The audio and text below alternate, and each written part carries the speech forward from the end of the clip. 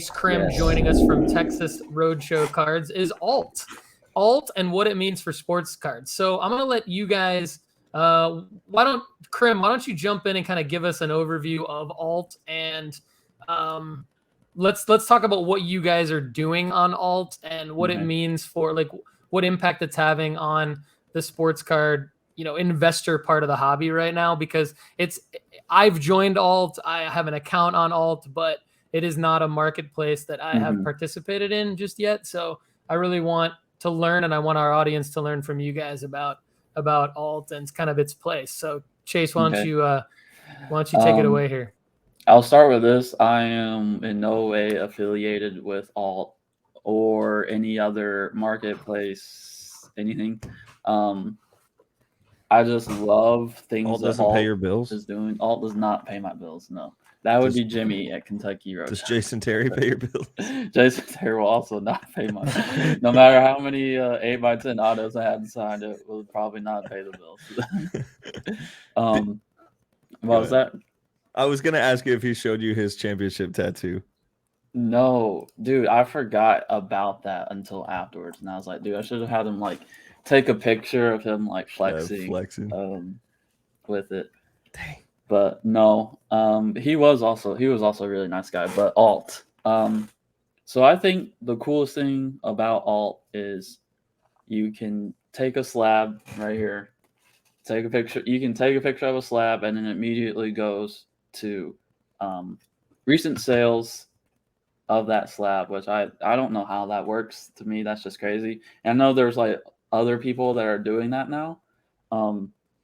But so alt, I like alt because it will show recent sales, and if there are no sales, so for instance, on this Dirk, I have a Dirk Galactic from 2016. There's no sales of this in the past 2 years. What alt does is if there's no sales on a slab, now I will say this is a slab, so it's not raw cards. So what it'll do is alt has like their value that they would place it based off of other Dirk slabs in its pop count, which I really like. And you can see like it tracks daily, like a graph, like just like stocks. Even if there have been no sales, it's like this is what we think the card is, which sometimes I can be off. But like it shows I've used it. If I have like a rare card out of 10, out of 25, a 1 of 1 even, it kind of puts me in a ballpark to get a deal done.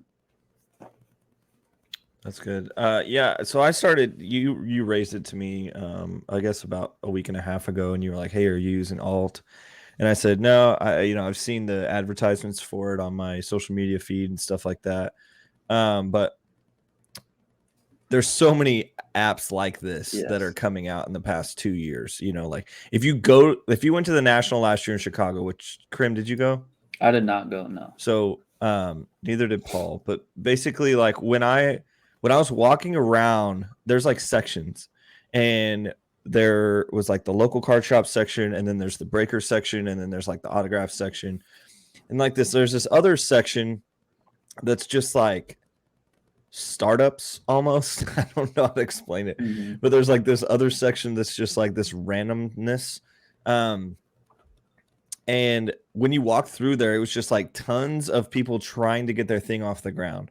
Like I remember we met a booth called Card Seer, which they were basically trying to do a little bit of what alt does, more what Center Stage does. And I know there's some other apps that do that too, where you can just take a picture of any card, raw or not, and it'll show you the recent eBay sales. It's not a perfect science, but it does help sometimes. But what's particularly different about this, and when I dove in with you, first off, I like that they have a mobile, they have like a mobile presence, and they also have a like a desktop feature as well. I like really working off of comp stuff on desktop more or less. For some reason, I just feel like it's more official. I don't know. Maybe that's just me just being. No, I feel that because with market movers, I like better on desktop. Yeah, that's true. Yeah. And I think. No, go ahead. Get your first month for only $1 using the promo code no off, isn't all lowercase. Yeah. And so I started using alt, and I was pleasantly surprised though. Like if you had told me like, oh, they just do slabs, I'd have been like, oh man, it's probably, you know, I just would have assumed that it wasn't from like I wasn't going to enjoy it. But as I looked at it, I was like, no, this is actually the data I really want to know, because if I'm honest with myself, anytime I'm investing in something, I want it to be a PSA 10, and usually I just can't afford the PSA 10 of it. But if I have one, I would rather know that. So, and I do like how, for instance, I'm big in, I have a big portfolio so far of Indy Rodriguez, who's a Pirates prospect who's coming up. Not a lot of people know about him. I think he's going to be amazing. Go ahead and go out and buy some. It's going to be worth it. But Indy is not on most platforms. And alt does have something on Indy. But what I liked what you spoke to already is they didn't have my particular card, but they gave a guesstimate based on other sales, what that card was potentially worth. And I thought that was pretty neat. So yeah, and I think that's the main reason why I love that, compared to other like tracking apps. I will say, like, when I go to quite a few shows, I do most of my buying in person at shows, and other than eBay sales, that's the only thing I've seen sellers use to use for comps. It's eBay, sold filter, and alt, which the alt really popped up at the last Dallas show. There was multiple sellers just like basing comps off of that, and then that's when I texted you. I was like, dude, alt might be on to something. So I like alt for like comping stuff. I haven't used it as like an actual place to buy or sell yet. And I think I like to use alt and market movers together. I like to use market movers more for research. Just trying to find trends that might be unnoticed, trying to find good buying opportunities. And then when I'm at a show and let's say I use market movers and I'm like, I want to buy some Magic Johnson. I think Magic Johnson's really underpriced, which I do believe that. I think I leave every show with a Magic Johnson. You're not just saying that, are you? No, I'm not. I literally leave every show with the last three. And Crim watches these shows, Paul, so he knows how much you love Magic Johnson. I do. I love Chase Crim now, so I like to use market movers and alt together. Like market movers helps me find like buys, and then alt helps me like capitalize on like getting the best deal I can at a show.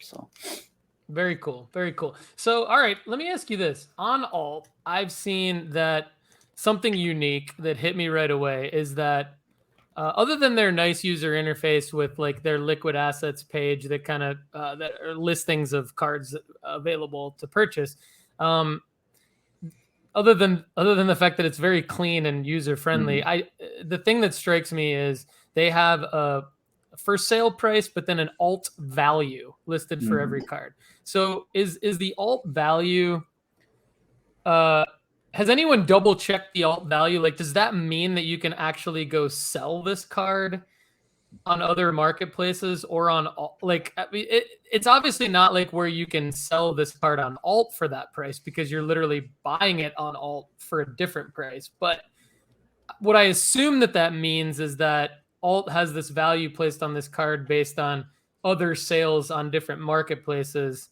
recently, or at least they're projecting a number based on recent sales on other marketplaces.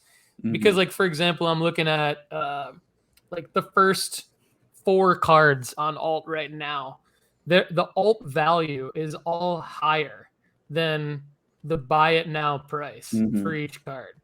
Now it's not until you get down to the next row where a Spencer Torkelson card is actually less, the alt value is less than what you buy it for. So what's your guys' experience with what those numbers mean specifically?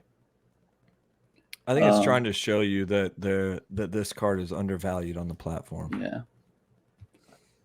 I think they try to put that in front of you, like, hey, this is a good deal right here. Because like at the top, it's always like that for me. I don't know if it's like that for y'all as well, but yeah. And then the other, the other thing I like about it is if you go to market trends and Crim, I don't know if this is what you were talking about, maybe using how you use market movers with alt. Maybe you could walk us through a little bit of your process real quick. But I do like that this is a little bit card ladder-esque, and I know it's like a little sacrilegious for me to mention card ladder on the show because I'm always mentioning market movers. But card ladder does have like some interesting data around like they've got like the card ladder index, they've got individual player indexes and things like that. So with the market trend indexes, do you use those on either alt or market movers or anywhere? Like how do you use like maybe sport? Because I see sport related indexes. They've got basketball, baseball, football, soccer, hockey, and Pokemon, as well as player indexes. Anything you're using those for?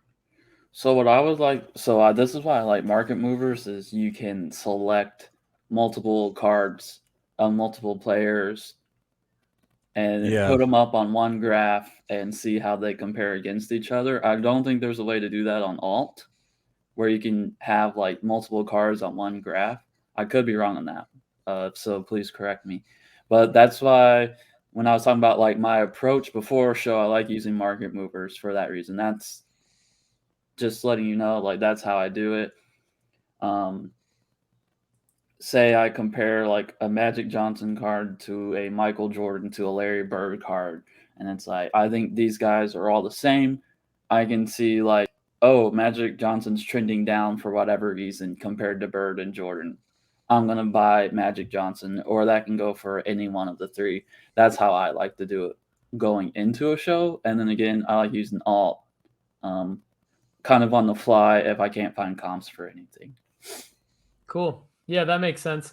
All right. And then, in terms of market movers, using that tool, I mean, it definitely all these tools have their own like sort of pros and cons, and market movers, in all seriousness, audience, if you haven't subscribed and you're interested in what Chase is saying with market movers, it would help us out if you use the promo code no off season. You get your first month for only $1 at marketmoversapp.com. And then Toa is so far our number one commenter on the show. Great work, Toa. We love having you watch and participate. Is saying that he's heard market movers is going to have a similar feature like center stage soon. You guys each mentioned center stage a minute ago. Do you have any comment or thoughts on Toa's comment here? And I will actually reach out to my contact at Market Movers just to see as well if they can comment on this as well, and then I'll post it back in the comments on this show. I mean, I would much rather use a bigger database than probably Center Stage has. Center Stage doesn't always work because it seems like it seems like it's a startup. You know, it's an MVP. It's a minimum viable product. And it's really helpful and useful, and I think it could be really great, but I could see it being bought out by other things. And there's other people that are doing similar things. So it just depends on who's going to have the money to make it look the best, I think. But Crim, do you, and I don't know if you're allowed to say this or not, so I don't want to get you in trouble, but do you guys use alt when people are bringing cards to your shop to sell? So far we have not used alt to comp stuff that comes to our shop. So I've seen you in action before, and you know, people hand you these cards and they're just like, you know, first off, I don't understand people that sell at card shops, you know, like, so you're getting like a fraction of the value, but I do understand how it's a quick transaction and you can do it for store credit. So, but you don't have to speak on that. I don't want to get you. No, I can answer. So usually the stuff that comes in the shop. Great. So we've only been open for a week, and I have had like another week of in-shop training at Kentucky. But so this is only 2 weeks of data. But usually the only stuff that comes in the shop is 80s and 90s junk, which is just like a whole different segment for a different day. Or it's just like super liquid stuff that like you can look up on eBay, and it's like there's tons of sales of it, like a Luka Doncic base rookie prism. Like I guess it would be easier if it's like graded to look at alt first, but we've just been using eBay just because it's like we know this is on eBay. It's super easy, like, but we haven't yet, but we should probably. There you Since go. we can just take a picture and be like, okay, here's the value. Well, it also would matter if they're bringing in slabs, I guess. I didn't really think about that.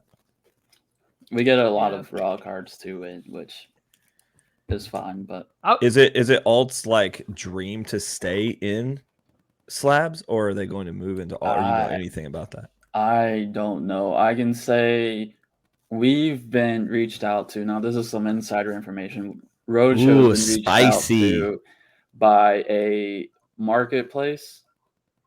I'll leave it at that.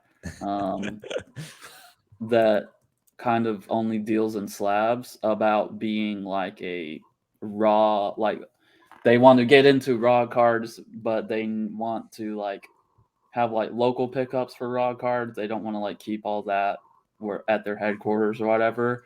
So they've reached out to us about like, hey, people send you these raw cards, you keep them, you do the shipping, we take care of literally everything else, and then you get a percentage. So I think I say that because I think the goal, it should be, granted I don't know anyone at all, you think the goal is to always, continue your product into like the next best thing, and I think raw cards is that, right?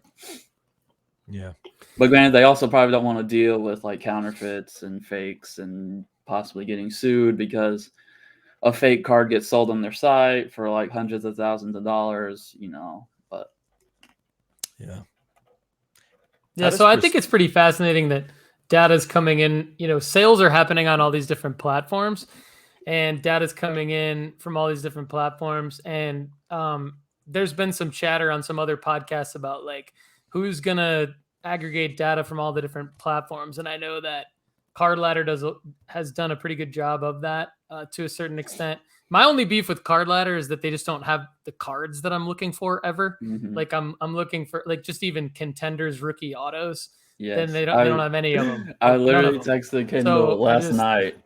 For our next topic, I was looking at contenders rookie autos, and they weren't on Market Movers or Card Ladder. And I'm like, Kendall, why it's pretty frustrating. These cards on? And they're huge players. It's not like we're trying to look at like Kellen Mond or whatever. So I'm gonna plug the Sports Card Investment Report, because I do that every episode, and I think this is the perfect time, because what we're doing at the Sports Card Investment Report at no off season, we're not pulling in the live data feeds and letting that be the product. We're ranking the players, and then within the players, when you upgrade, we're ranking the cards, and the cards we feel like we're ranking are the most investable cards, and within those most investable cards, we're then showing the sales data. So it's almost like, I think that these tools are great for people like Chase Crim and Kendall McKee, who are like experts in this field of wheeling and dealing in person as well as online. They know what they're looking for, and they know how to find this data. And we look at tools like Alt,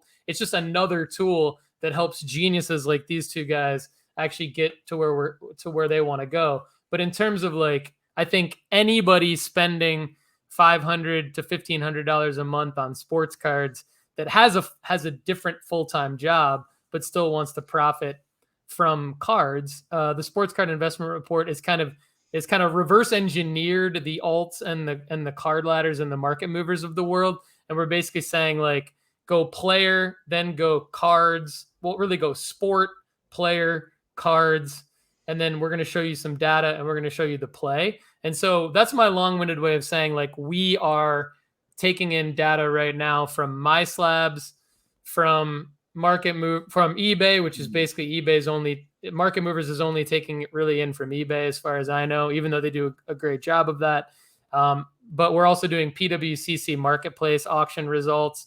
And then we're trying to incorporate like alt as well. And then even look at Card Ladder and like look at where Card Ladder is getting their data from, and then take that as well. So what we're trying to do is, on the most investable card basis for the best athletes, take in the data from all these different platforms, because within that, there should be arbitrage, right? Like there should be the ability for somebody to do the research on nooffseason.com as a subscriber, and for us within the play section to be able to tell them, you can actually buy this card on My Slabs and you can flip it over on Alt, or you can buy it on Alt and you can flip it over on eBay, or you can buy it on PWCC and flip it on eBay or whatever. So I think like that's something that I'm fascinated by, and it's not something that's going to happen overnight, but I think it's just monitoring all these platforms, I guess, is my point, is kind of the key to being able to do that. So I mean, I think this is a really cool topic.